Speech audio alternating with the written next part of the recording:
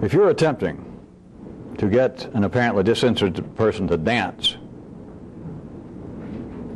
observably, there are only two ways to do it. And rather than me dip into my questionable and even finite bag of synonyms, let's leave it at reward and reward and punishment. That's closer to the money. That is the only two ways that you can observe that you're going to get someone who is apparently presently disinterested in dancing with you to dance.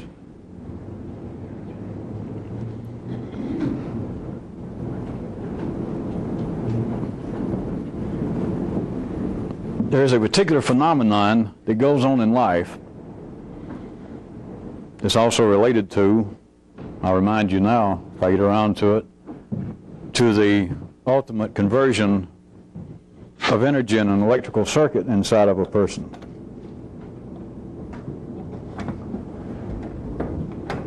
But there is a particular phenomenon, and that is that people find themselves, and this is especially true, let me use a good example with which I believe almost everyone can identify. Sex, apparent attraction. But people find themselves suddenly being invited to dance in what seems to be an unexpected manner. And this holds true especially, let me keep the example going to a way that all of you can understand. Some of you won't like it if I carry it too far, but I've never done this anyway, and it keeps popping up in your little, what do you call it, PLs, personal lives. Men will find themselves, perhaps at least once in your life, apparently being invited to dance from an unexpected source, that apparently some woman has made herself available. Now this is just one example, but this is one I think all of you should be able to hear.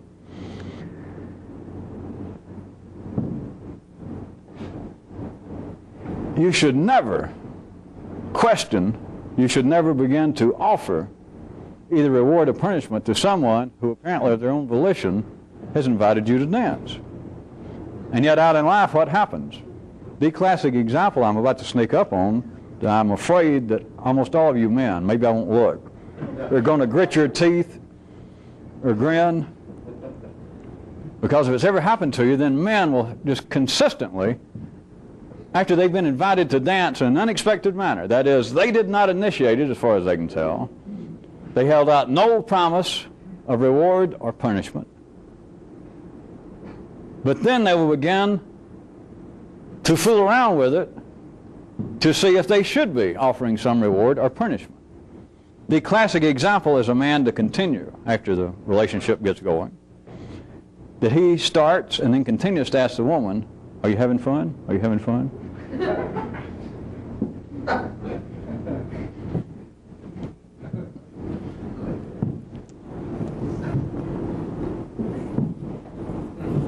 A large part of life's body throughout the world and throughout history, the mainstream of city life, have expressed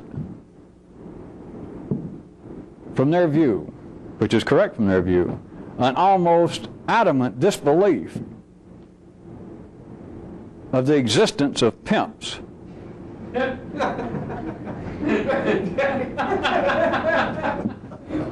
In some cases even polygamy.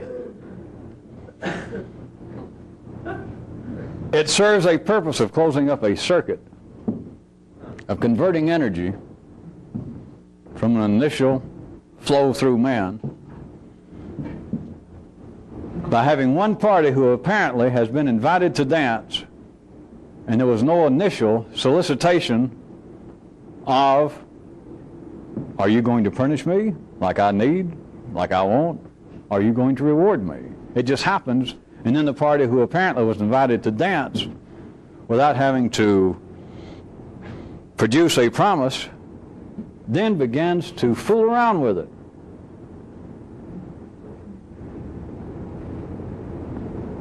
Since it's obvious that many of you cannot extend this, I was hoping to be able to pull out one crude example. And then I was hoping, oh foolish me, on a Monday, that some of your systems would go, ah, oh, ha, ha, ha.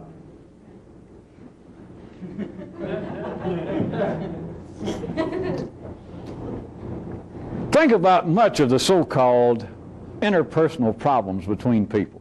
What are they?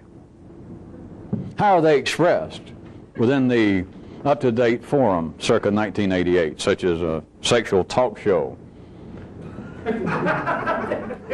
They describe it as an interruption or an inability for the two parties, back to my one example of like a sexual relationship, of the two parties to communicate directly, that there seems to be, due, of course, obviously, to our subconscious traumas, fears and phobias and whatnots, an inability to directly communicate. And what I'm trying to get you to see is there is no such thing as an inability to communicate. That is not the problem.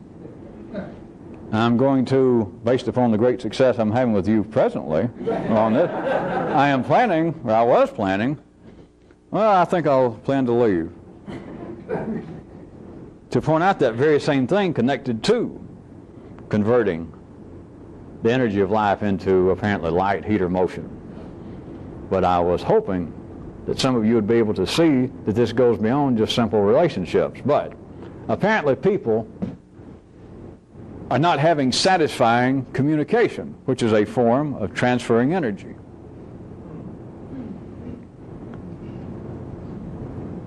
I was hoping on your own that some of you would see that there is a basis many times of they bring a dance.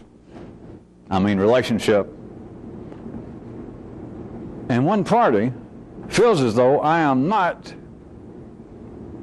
transmitting the kind of energy I should. I am not giving this other person something. There's something lacking, and I'm not sure what it is. It has to be, in the 3D world, it has to fall within the classification of reward about how great you are, how wonderful you are. I could just kiss your little feet. I just love everything about you, even your dandruff. And I just dream of you all the time. Either that, or hey, bitch, get in here. And of course, women nowadays are beginning to exert their rights, and some of them are slapping and pistol whipping men around. But there seems to be a lacking in all 3D relationships. In the 3D world, no matter what you would describe as being an example of a kind of payment being made from one party, from one dancer to the other, it's got to fall within those two general classifications. It seems to be punishment, or it seems to be some kind of reward. Now, much of what passes, I was trying to get some of you to see on your own, for the inability to communicate, or the belief that I can't communicate, that people say my mate does not understand me. I try and pour out my heart. I try to talk about my desires. I try to talk about my fantasies, my dreams, and the other person goes, yeah, and then they ignore it. There seems to be some inability to directly communicate. The basis of some of this, if you could see from an additional angle so that you would not be a day short, a day late, is that a relationship started and one of the parties, let's say you, did not have a firm grasp, did not have a concept of what it is the other person wants. That is, either reward or punishment. But then the relationship, the dance seems to start. And both parties seem to be dancing along. It's as good as any other dance. Neither one of them knows a better dance going on right then. Life has not produced in them the desire for a better dance, nor has life simultaneously produced a better dance, or you would suddenly be dancing alone. So there you are, both dancing, and still less rhetorically believe I'm speaking to you. That one of the persons keeps thinking, well, this is going to fall apart if I don't do something. There's something that I'm not doing. And so the person continues to whisper in another person's ear, have I told you how much I love you? Have I told you how beautiful you are today? And that doesn't seem to have any effect. Doesn't seem to cause, it just seems to strike an indifferent ear. So then the person can try other things. But that is the most common.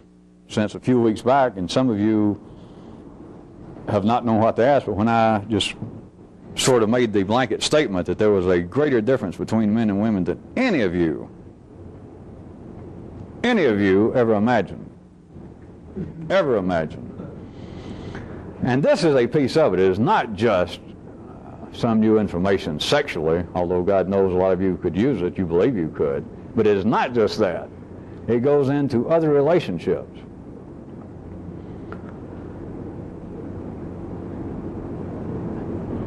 Operating on a most practical basis.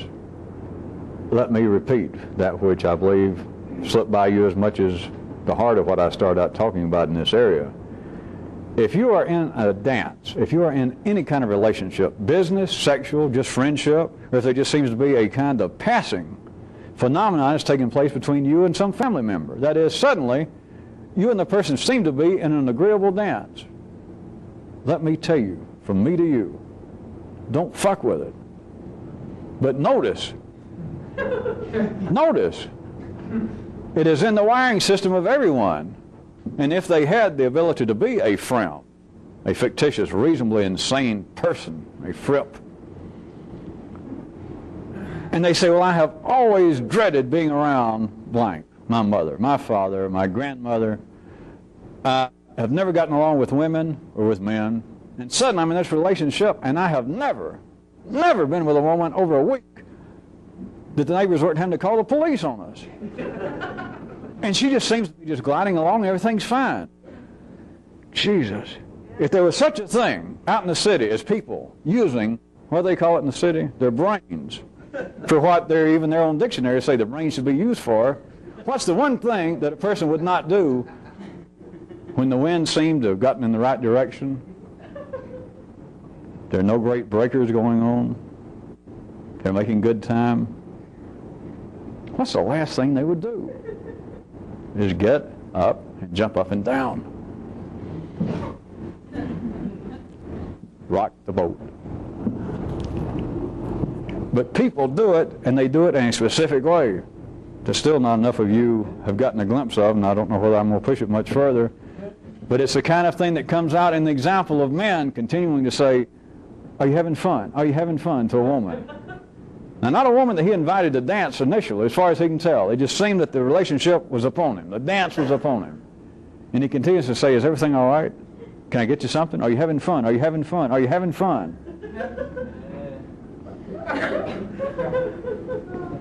If apparently there has been no direct solicitation from your partner, whether it be a sexual partner, whether it be a business, whether it be a new idea you had, I kept waiting. You wouldn't do it. Do not keep trying to solicit from the new partner, even an idea. Don't keep asking it, are you having fun? Are you having fun? Still, if any of you don't see how many directions I took this, some of you men, or you women already know about this when I started this. You just never heard it in words, and you never thought it in words. But some of you men, if you could think back at all and clear out some of your memory of your nervous system, I bet all of you, or many of you, have had some occasion that you found yourself in what seemed to be a surprisingly agreeable relationship with a woman, and you weren't sure how it happened. You had to go in and look at your face again, and yes, me, and I look the same. And does she know something about me I don't? Have I inherited have I inherited $1 million and didn't know about it? And then you started, are you having fun? Are you having fun? Are you having fun? And then one day she says, Jesus, I don't hear that anymore, and she just left, and that was it.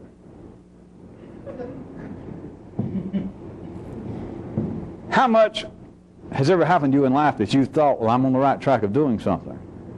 I've got this great new plan. I've got this new idea. I believe I'm beginning to understand something in a certain way, and I don't really know why. I don't know how I deserve this. Are you having fun? Are you having fun? In the city, think about this. From the beginning, if I didn't dwell on that enough when I started the head of this paragraph, there would only seem to be two ways to motivate people to dance in the city. Children, your mother, your father, business associates, people you're trying to sell to, people that you have to buy from.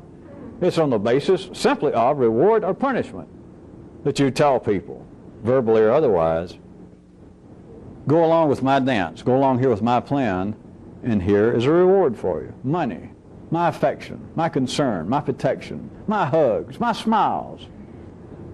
Or the other one is, go along with my plan or get cut, get pistol whipped, get punished. There's no doubt about it. Do it. What else is there? You don't have to look at this metaphysically yet or strange. There simply is nothing else that motivates people at the 3D level. Nothing. Anything else that you want to call it besides reward or punishment, all you got to do is think about it a split second and you see it fits into one of the two. As always, you should find that interesting, unless all of you and I are just getting used to the fact that everything comes this way. You're right, but you should still find it interesting. Why? With the IQ that some of you have, and especially after hanging around me this length of time, to where your mind is just a cornucopia of little blossoms, or at least little bulbs, why can't you think of how could life be arranged, just in the ordinary sense, in some other way that would make people, me, anybody move, were it not for the promise of a reward or the promise of some punishment? Why couldn't there be just one more, just one exemption from this? There's got to be one, doesn't there? Now, but go ahead if you need a hobby. But still, you should find that interesting, not simply because I pointed out, and not simply because it is limited to two, but there should still be this kind of nonverbal question going on, this kind of nonverbal survey you should be making. The way things seem to be, what is life up to? What is life up to that I have never surveyed correctly? So that things are always divided into, all right, it's got to be this or that. The only way that people are going to move, they got to be held out the promise of punishment or reward. Why is it like that? Is that real efficient? Could I think, if life would listen to me, can I think of anything to add to that to make it more efficient? In the 3D world, the only thing you do is cut it down to one choice. And then, of course, you can take choice out of the dictionary. And from a certain view, since I'm here, that would seem like that is the ultimate motivating factor. Let's cut out all choice. Do that on your own. Maybe I'll get to that in another couple of paragraphs.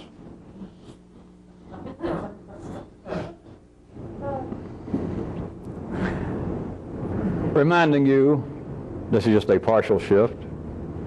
From Thursday, I was pointing out that all electrical circuits, generally speaking, this is not a course in electronics because I am not an expert, but I know this much, it is generally considered that all electrical currents, if they're not going to short circuit, have got to ultimately, they've got to reach a place and be converted into something else. And I pointed out to you that it would seem to me, which is good enough for me,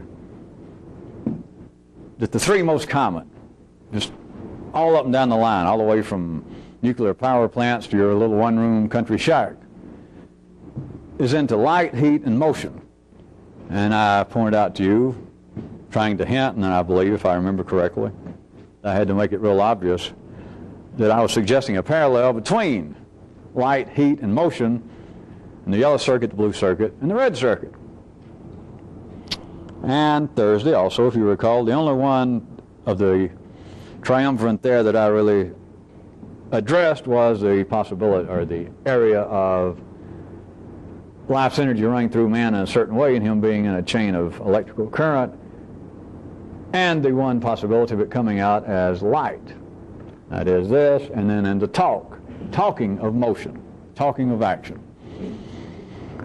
Let me pick up a little bit with the two that I did not go into, that of heat and motion, and again suggesting to you that there could be a parallel I'm using here between heat and motion being in one particular line at one particular time, the ultimate conversion of life's energy, the electrical current, in a person, in an individual, going into either heat or motion.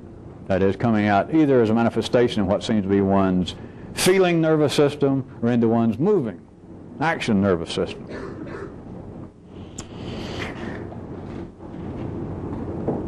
Again, what seems to be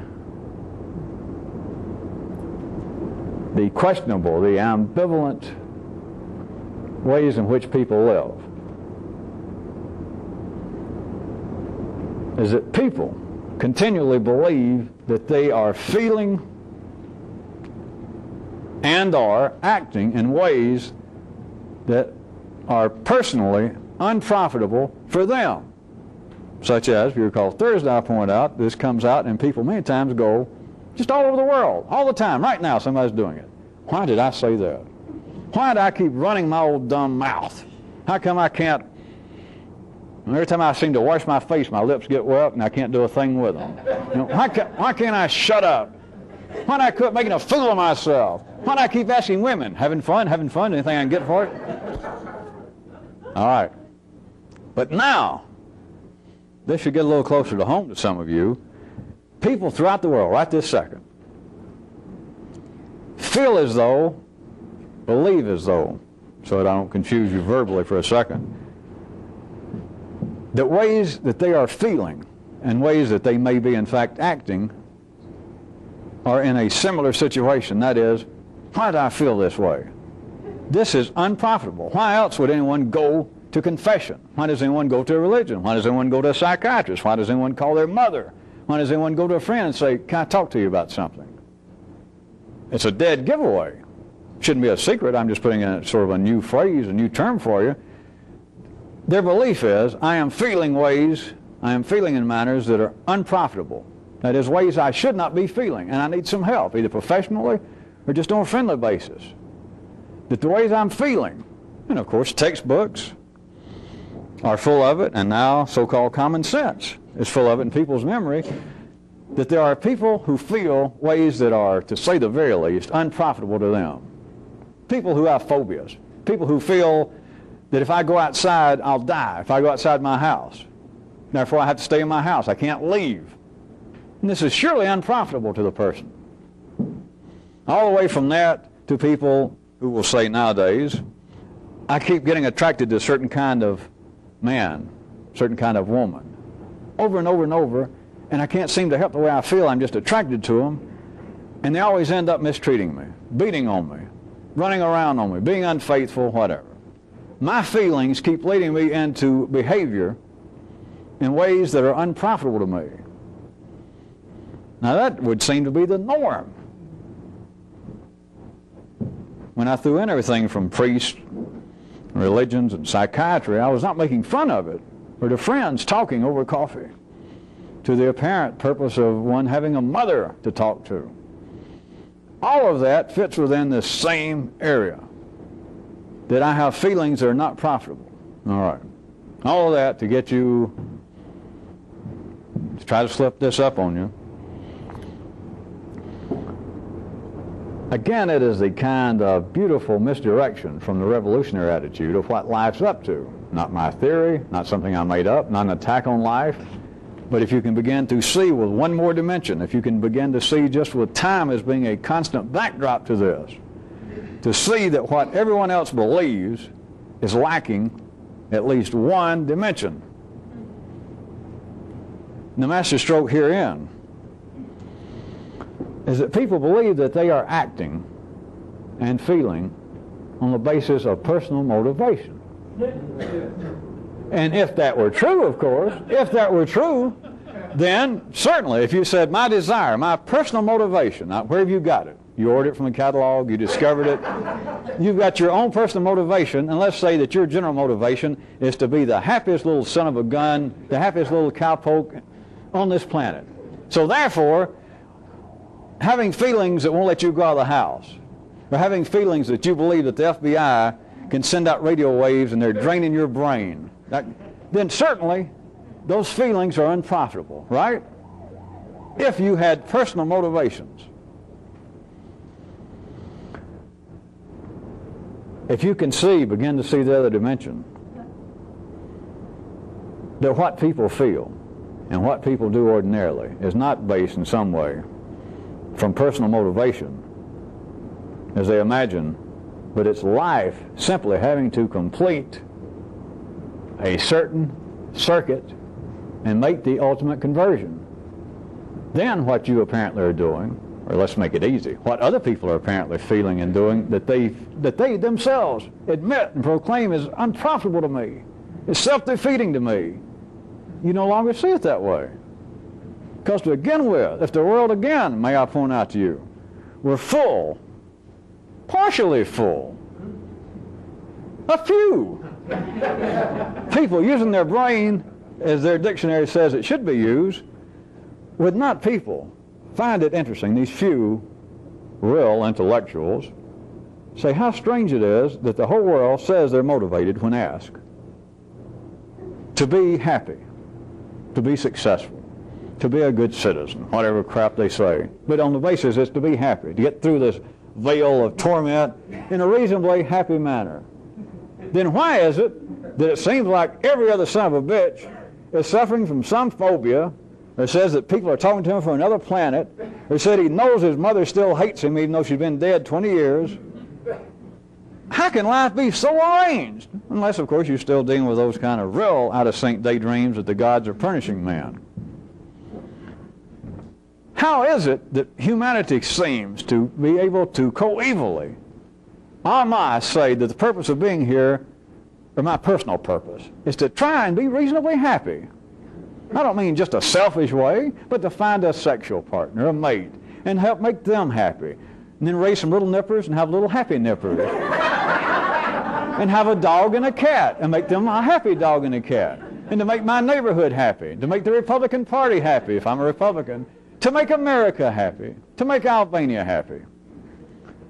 And yet, apparently, at the very least, every other person is suffering over some deep-rooted, almost untouchable, subconscious, blue circuit hematopia of some kind. That how can this be? What's going on? Of course, by that time, if someone was trying to be philosophical and that along those lines in the city by then, you know what they do. They holler, well, it's 5 o'clock, I'm going to take off and have myself a drink. There's nowhere to go with it.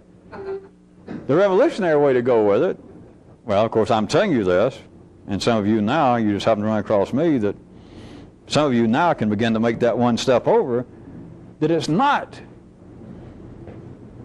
simply that this is inexplicable. It's that there is always a piece of data missing. No matter how you arrange it out there, they try to arrange it in spiritual terms, they try to arrange it in psychological terms, they try to arrange it in sociological terms, and you should just notice by now, not because I say it, but you should notice none of it fits. None of it seems to answer all the questions. Hence, philosophers have always got some kind of job, even though they got to work part-time at McDonald's, because they can always say, well, it's not man's duty or job to know. It's his job to question.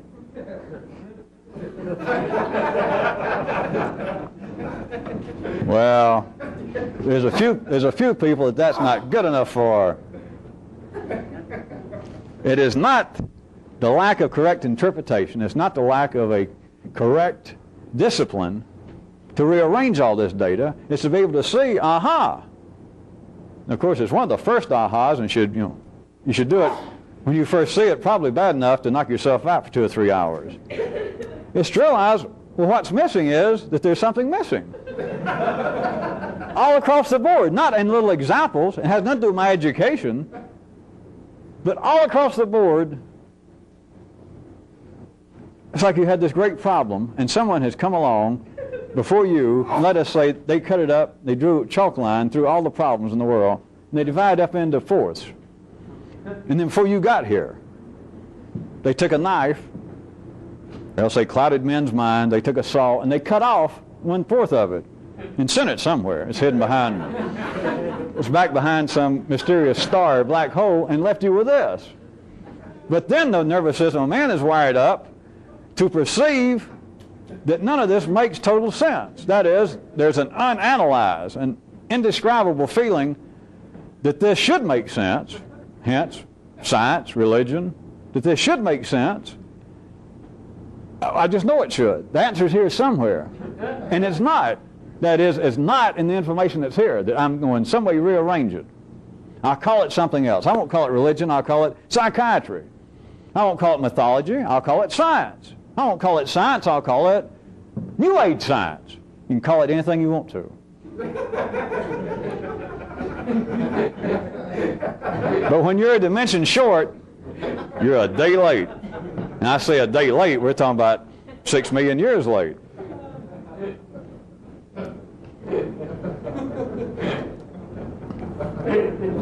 But back to where this was specifically. The beauty of the fact that everybody suffers from this some.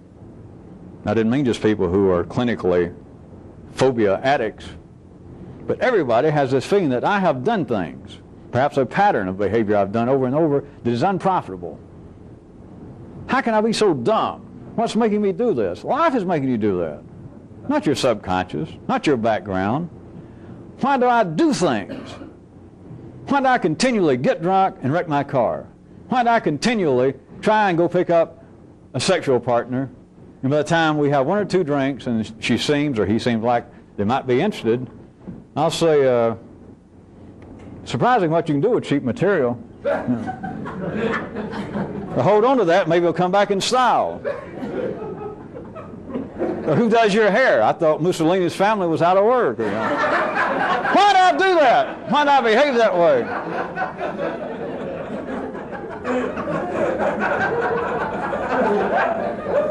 All right. Simply this, the feeling all of you suffer from this. It goes on as part of being alive, that I feel ways that, to me personally, are against my best interest. And then I continually behave, either in some scheduled pattern, or else just spasmodically it pops up that I do things, and then you suffer over it. Then you think there's got to be an answer here. Something is causing me to do this that is personal to me. That would be true if you were personally motivated. And if any of you are personally motivated, you graduate. No need to come back. But to realize the beauty that life has got to complete some circuit. The circuit may be on a large scale, it may be of no great consequence at that time. But suddenly you are feeling, even saying, but feeling or behaving in a way that as soon as you do it, you think, what in the goddamn hell did I do that for? You did it so that you would do it. You did not do it for any reason of yours. And as I'm pointing out, it may not have been of any great significance to the overall health and history of life itself, but if it had not, along the line that is you, at that time, converted that energy into something, it would have been a short circuit. And so it made you suddenly go and throw up on the girl. You say, how could I do that? It makes you suddenly have a feeling that I can't breathe, I'm going to die. And later you can say, why in the world do I suffer from this? Because you're alive.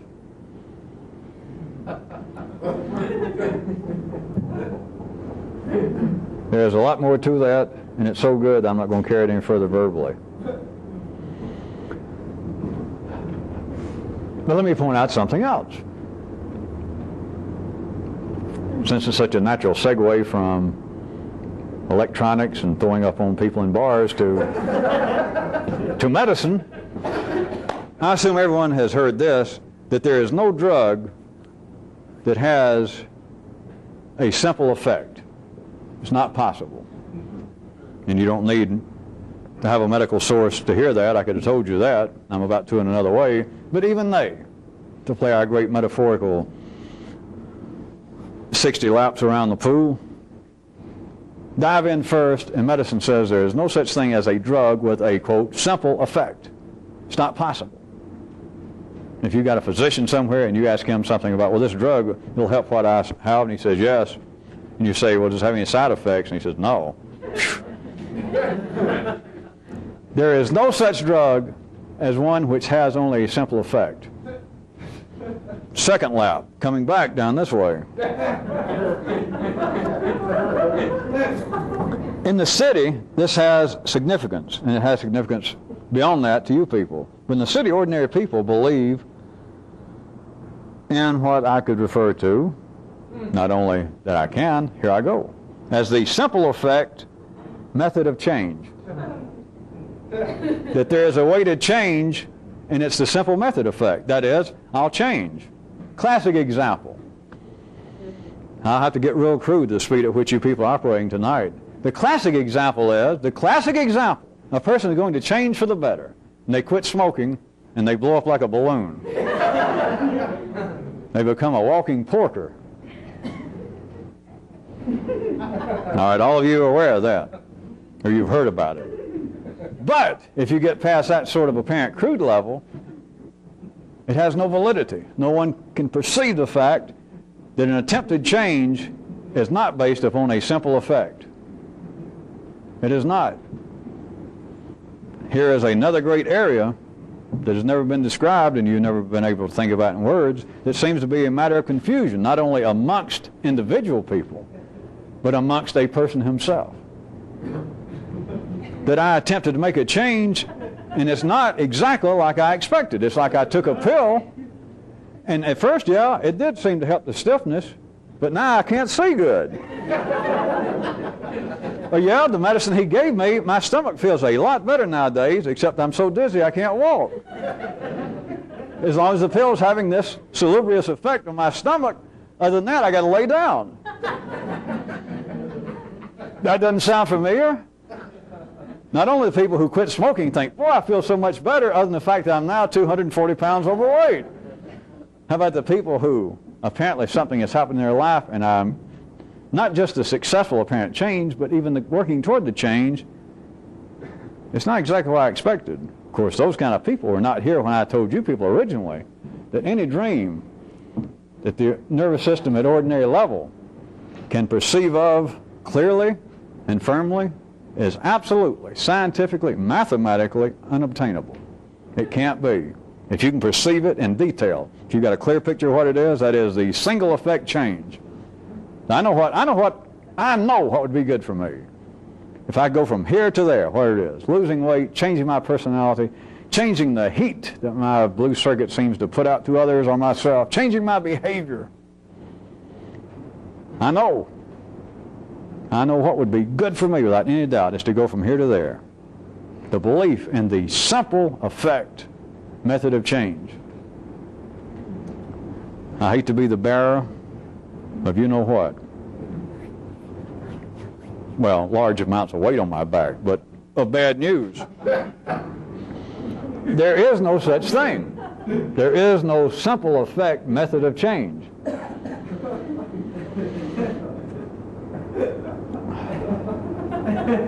As long as I brought up medicine as the first lap, all of you, I assume, know this, that the physical organism holding up all the molecules and containing all the cells that seem to make you up as an individual, you do know that that organism, when it's in a reasonable state of health, produces antibodies to fight off any foreign substance that comes in, right? But nobody ever conceives of foreign substance as the attempt to change. An organism will produce its own antibodies, which is one way of looking at the fact that there is no simple effect you can look at as being a side effect to my attempted change, or, as correctly, under different circumstance, different view, is to look at any attempt that you make to change literally. This organism will produce its own form of antibodies running back up the circuits, that in the same way that antibodies will try and fight off viruses, the organism will produce a form of antibodies that has never been named to fight off your attempt to change, because it is a substance foreign to you and it's never taken into account. So you've got a compounded, if not felony, a compounded disappointment that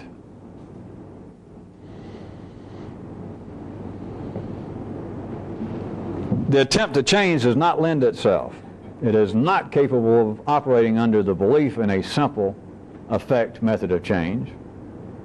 And beyond that, or in addition to that, all attempted change is going to be met by antibodies that will, in a proper manner in the city, attempt to ward off, to attack, to consume, to destroy the foreign substances coming in. And the foreign substance is for you, for an ordinary person to say, I'm going to change. My feelings are too hot. My thinking light is too low, too dim. My methods of behavior are inappropriate, self-defeating, unhealthy. I'll change. No sooner, since consciousness is the last to know, no sooner can you think, I'll change, then you got the antibodies.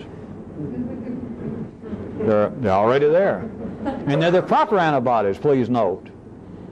People don't attempt to change and then have antibodies, that is, have internal resistance in a different way. Like someone say, well, what I'm going to do is quit smoking and suddenly lose all desire for white sugar. Conversely, somebody says, well, I believe that what I'm going to do is quit talking so much. And suddenly, unexpectedly, they have this great urge to drink. The antibodies are produced in direct consequence, in direct relationship to this attempted, to this threatened foreign substance. A revolutionist has got to have a knowledge of this. And the knowledge sometimes can take that long. It's not something to go home and study. I've done told you enough in the last 10 minutes that there is no such thing as a simple effect method of change. And if you're going to hear it, at least tonight, you should have heard it then. It's not something for me to keep talking about, but everyone believes that. All right, the way to lose weight is to quit eating so much. So, I'm going to quit eating so much, starting right now. The antibody is already at work. I'm talking about antibodies that holler, food, food, food, hunger. We got to eat, we got to eat. You should know that. I'll get up earlier every morning and I'll feel better because if I get up earlier, I'll exercise. I'll get up earlier. The antibodies. As soon as you set the clock 30 minutes early, as soon as you hear that noise, the antibody goes, no, no, no. Tired, tired, tired, tired.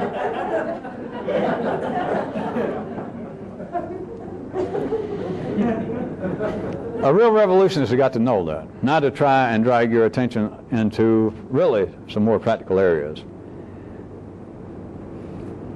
This, what I was going to say, the phrase came to me just for a while. This applies unequally to you people. It applies somewhat to all of you, but I'm going ahead and use the phrase I like it. The description. The reality is true for all of you, but the degree in which you should pursue this, or could properly pursue it, varies, and forget why I said that. I had a reason. But what all of you should be doing to some degree, as I've talked about before, but now maybe some of you can get another glimpse of it, is you should jam yourself into a kind of cast iron croissant motif. You should jam yourself into a cast iron set or patterns of new willful, I guess I'll go ahead and say it, habits. That almost all of you, carrying it to as strong a degree as I'm trying to make it sound, would benefit from this right now. You won't benefit from anything forever. Remember that. Anything that you can do that's beneficial has got a lifespan. All drugs finally spoil. But all of you to some degree would benefit right now to jam yourself into a cast iron set of some new habit or habits. Such as, and it's got to be cast iron. But I did throw in croissant because it's willful. It's not that you've suddenly been drafted in the service, and it's not that I say, all right, you've got to do this, and I'm going to check on you. But if you knew what you were doing, especially some of you that keep having all these little lingering questions around the edges of the campfire about how come I can't keep up with the activity all the time, how come I can't be as insightful, how come I don't seem to have the energy all the time I have sometimes. This is one thing that you can work on, I keep talking about, is jam yourself. You got to do it into some new cast iron, fluffy kind of habit, such as, I'm going to start getting up an hour early every morning. 5 days a week would be about, that's what most people do. So I'll do it 6 days a week. I'm going to get up and I'm going to run 3 extra miles every morning. Period. Not I'm going to run 3 miles if I feel like it, if I'm not sick, if it's not raining, if it's not real cold, it's fuck all that. If I can stand up, if I can move around without throwing up and falling down and hurting myself, I'm going to do it. The purpose. See, the city has already messed around with the wiring system of people, and this has come out with a flawed basis of it in other ways. That many people would take this, if they heard something like this, that, all right, if this is supposed to be good for you, it's supposed to be good for you on the basis that you got to suffer. It doesn't have to be getting up and running. It could be that every night before you go to bed, that you look through your apartment or your house, and there is some way that everything's in its place. All dishes washed, the counter's completely clean, all your magazines are straightened up wherever they go, that the house, as much as your house can, looks like a photograph taken for inclusion in an article on nice homes. That everything is in its place. And if you got something that doesn't have a place, you should throw the thing away. There is somewhere to put everything to where you look around, all the magazines are straight, all your books are back in the shelves, all your records are put up and put in their jackets, they're put back where they go, your turntable lid's closed, all dishes always washed. As soon as you get through with them, you wash them and put them back. That there is some cast iron that you decided, motif, new set of willful habits, which are not really habits, that you do, and you do without exception. I don't care. Any story you can come up with. You wouldn't be talking to me anyway. You're not talking to anybody else. I'm not there. Your mother didn't tell you to do it. God didn't tell you to do it. You decide to do it. Of course, those of you that don't hear something initially, you tried it because you took a sincere, serious suggestion on my part and you tried it. But after that, you're responsible. Only you know you're doing it. There's nothing else to say. But all of you, to varying degrees, would benefit. There is something there that I'm never going to try to talk any more about. A lot of you already know about it. A lot of you do it every now and then you let it go a couple of years. There should be a continuing supply, and you can come up with them, of something that should be part of a daily, willful pattern that may appear to be of no great consequence. It doesn't have to be that I'm going to run 3 miles and therefore I'll feel better. That wasn't the point. I just picked out that.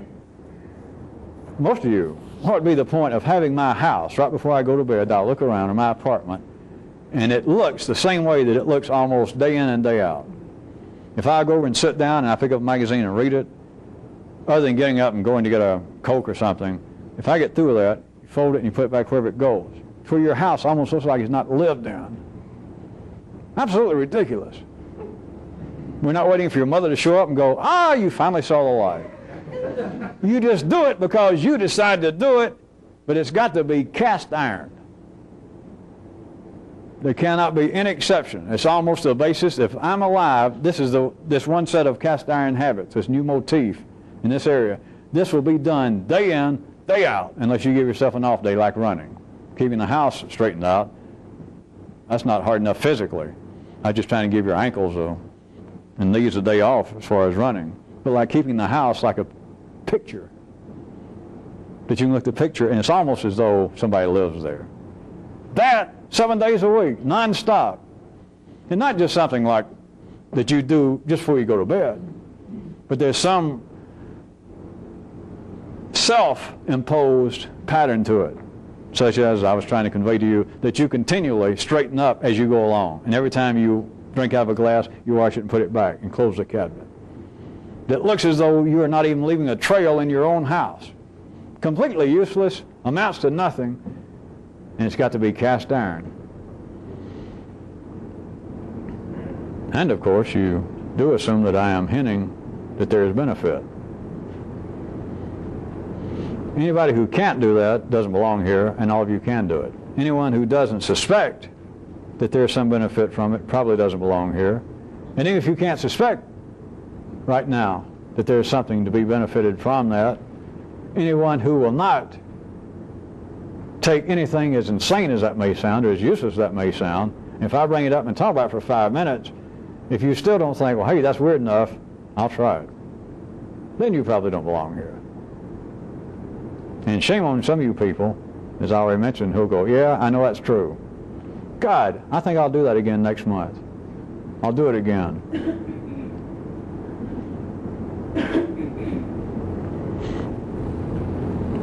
There is a kind of unrecognized, this is not the end of this.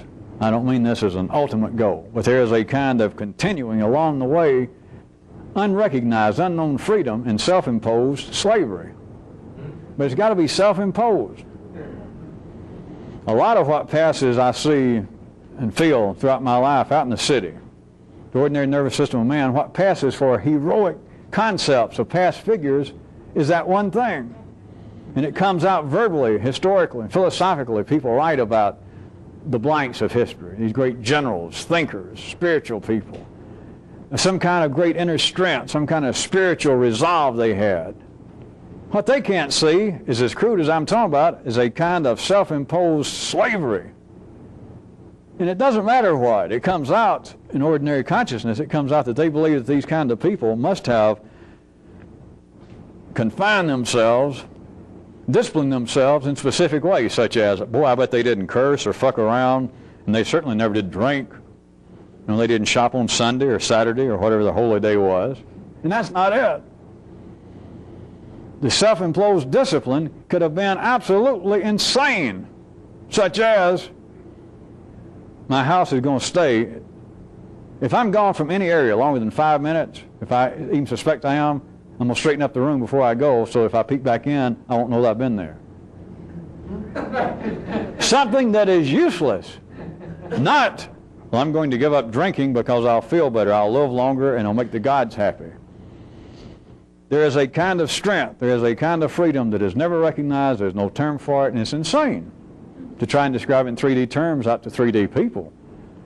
But it's a kind of self-imposed, willful slavery. Of course, I said slavery for a little shock effect, because it's obviously not slavery. Not if you do it to yourself. It produces a kind of freedom that some of you need to know about. And the only way you can do it is by doing it. The only way you can experience it is by doing it. And it can be something that is apparently of no consequence whatsoever. It doesn't have to be running. But it needs to be as far as you can tell, a willful, self-induced. You can come up with the descriptions of it, but you have got to decide that I will do it, period. No excuses. Don't let any of the partners, don't let any voice, there is no reason. If you can't do this, something's lacking in you. If you can't hear the need, if you can't feel the need, such as the running, to get back to that, it's easier to describe to some of you, I'm going to run until further notice, until I decide, who knows when, I'm going to run 2 extra miles, and I'm going to have to get up an hour early. That's it. There is no if, there is no and, if I'm reasonably alive.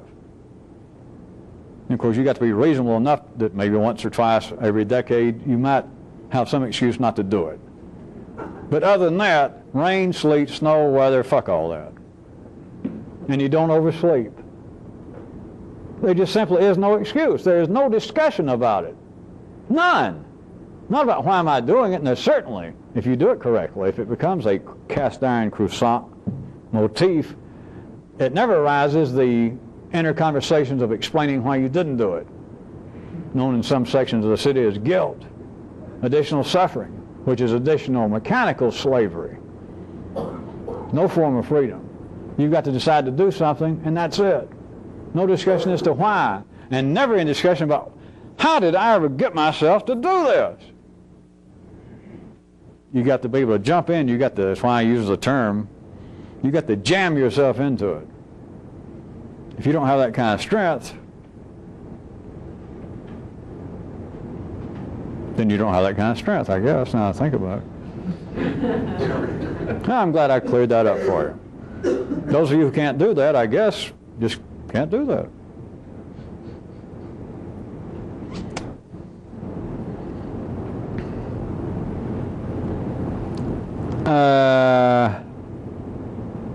I can't resist one more thing from my side of the tape. You recall I also mentioned you on the basis of my metaphorical description of man, the state, that the king, a ruler, that if you were to ever raise your hand to the king, you better go ahead and kill him. Might I point out that this is going on our, what is it now, about 17th or 18th lap in the pool. It's the same way with undertaking these kind of self-induced, self-imposed, willful new forms of slavery. Is you don't raise your hand to it, Don't try it in the ordinary half-assed manner. It won't work. It's a waste of time. You might as well be back in your forefathers' religion. You might as well be out drinking, riding your skateboard, riding on your fat cousin. Don't raise your hand to something when you begin to feel what this is about at all.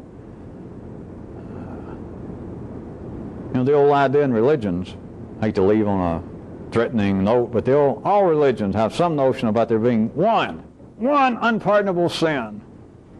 Those that call it sin. Of course, I'd suggest it really amounts to unbelievable stupidity. But the unpardonable sin, you're getting close to the reality behind that, to just take your hand, once you get in here and you understand something about it, to raise your hand to yourself, like to attempt some change, and you simply raise your hand to the king. You're playing in a dangerous game. It's not dangerous in the city sense. Everybody does it. And they don't even recognize it as a game. They don't understand it as dangerous. But you're raising your hand to something that can cause you a world of grief. Believe me. Just look around at life. People are not being tortured. They don't say that the real problems of life is out there. Not most of the people nowadays. It's not out there. It's in here. Don't raise your hand. Don't threaten the king unless you're prepared to kill him. You'll be sorry. In here. Not out in life. Not in the city. But doing this. That's what I was trying to get you to see, that there can be no excuse. I'm not trying to drum you up some facetious idea of a three-dimensional Superman. And if you don't have any feeling for this right now, you simply don't have any feeling for what I'm saying. And I'm not going to try to do anything about it. But to do this correctly, you've got to make some decision, like taking up a new set of cast iron habits, or habit. You decide to do it, and that is the end of the discussion. It's as though you have not just raised your hand to the king, but at least that one king, that one area. If you hadn't killed him, you have rendered him unconscious for a considerable length of time. But the only way you can do it is you decide to do something, period. That's it. No discussion whatsoever. Not just no whining to me, to your mate, to your mother. There can be no whining in here. None. You can't whine about it. You decide to do it, and you do it. That is, there's not even the whining about, God, what was the original purpose of this? The king's getting up off the floor. And you're going to be sorry. And here, of course, the way you get sorry is you continue to bleed to death. You continue to be simply an outlet for life's energy. You continue to convert it in ways that you will feel, well, this is not personally pertinent or profitable to me. Hey, tell me a secret. Give me some real news. You'll stay that way. But to pick out something that seems to be totally impertinent, totally irrelevant, nothing that life has done to you lately made you want to do that. Nothing. Therefore, I'll do it, and life will have to kill me to stop me. Or at least make me very, very seriously ill. This will be done. And of course, you can be deathly ill and keep your house clean. You can crawl around on your hands and knees.